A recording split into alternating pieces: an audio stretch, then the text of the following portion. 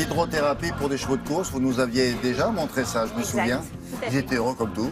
Ben oui, ça fait Dans des bassins, et ils s'entraînaient, et puis ils nageaient. Là, ça concerne d'autres animaux? Oui, ce matin, on va parler des chiens.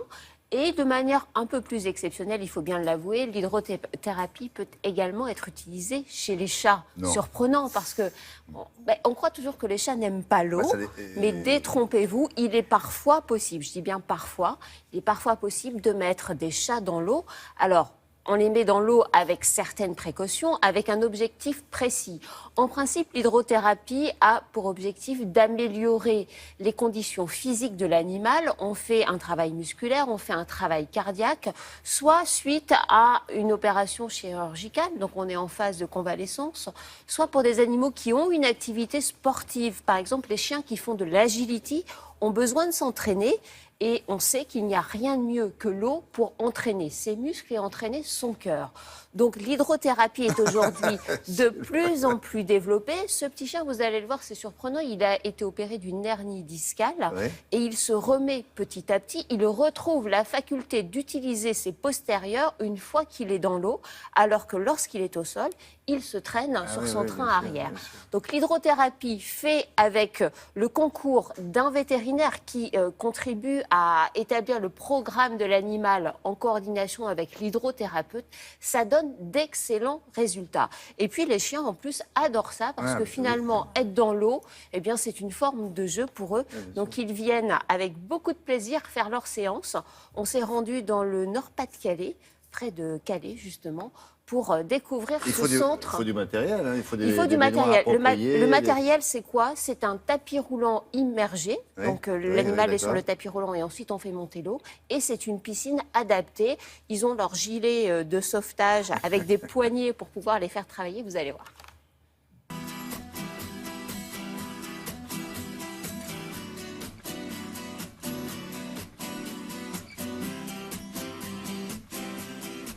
Woody s'est fait opérer d'une hernie discale.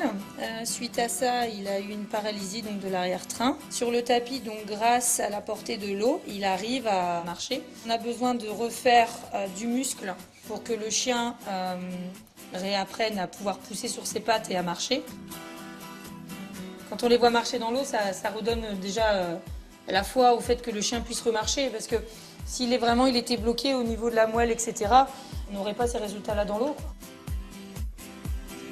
Je demande à chaque client de venir avec une ordonnance du vétérinaire. Donc quand c'est une pathologie, le vétérinaire me fait un compte-rendu médical. Et quand c'est un chien de sport qui vient simplement pour un renforcement musculaire, on demande un certificat de non-contre-indication, un peu comme une activité sportive. Cerbère, c'est un malinois de travail, donc il va sur ses 9 ans. Il est en retraite maintenant, donc Cerbère, pour son moral, a continué à travailler. Donc là, dans l'eau, ça lui permet d'être relaxé et de continuer à garder une condition physique optimale. L'hydrothérapie donc, est conseillée pour les chiens qui sont victimes d'arthrose, donc les vieux chiens. Derek, il suit une séance tous les 15 jours pour son arthrose, à raison de 30 minutes la séance, sur une vitesse à peu près d'1,7 km par heure, c'est-à-dire une marche lente, afin de plier un maximum son genou et de solliciter un maximum les muscles de ses fessiers.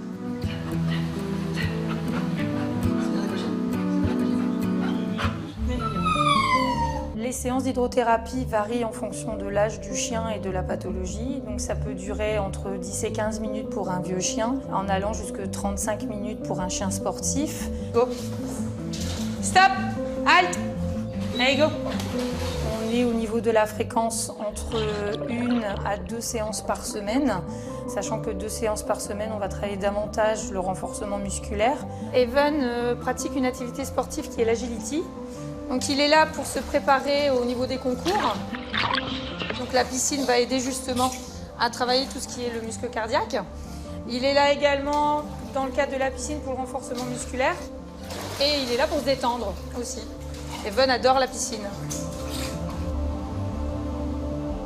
Au niveau détente, on le laisse 5 minutes au niveau des bus de massage. Il aime beaucoup, là il met ses fesses dessus et il a tendance même à s'endormir.